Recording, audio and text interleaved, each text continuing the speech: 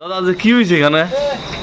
ঘটনা হয়েছে, আমি একটা মিটিংয়ে আসছিলাম, কিছুক্ষণ আগে ফোন আসছে যে কয়েকজন ড্রাগস ব্যবসায়ী এখানে ধরা পড়ছে।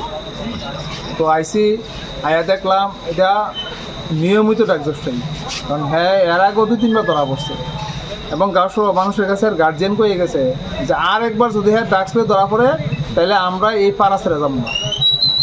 তো হ্যাঁ ধরানোর পরে হ্যাঁ যে সময় কারেন্টে কিনছে, কার লগে বেছে, কার লগে ব্যবসা করে, কেটা কেটা খায়, এবং অনেক নাম কইছে।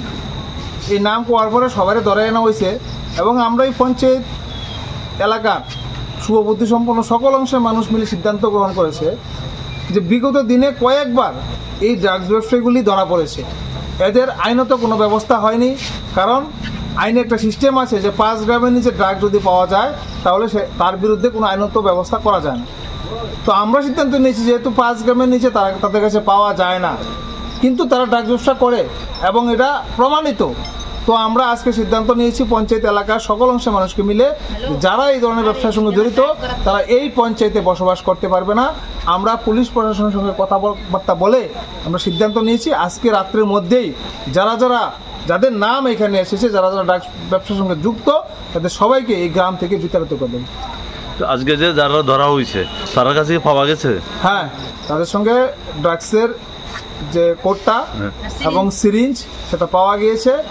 এবং এটা মানে পাওয়া গিয়েছে এটা না, এটা মানে প্রমাণিত তারা দীর্ঘদিন ধরে ব্যবসার সঙ্গে জড়িত এবং কয়েকবার পুলিশ প্রশাসনের হাতে এবং আমাদের গ্রাম পঞ্চায়েতের এলাকার মানুষের হাতে ধরা পড়েছে।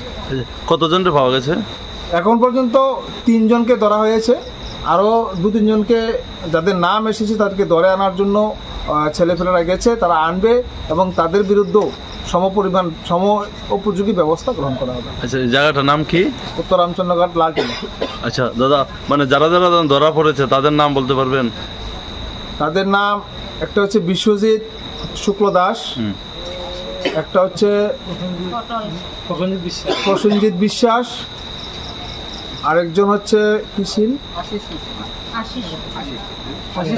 আশিস শীল, সঙ্গে রয়েছে আরো 2-3 জন যাদেরকে আনা হচ্ছে।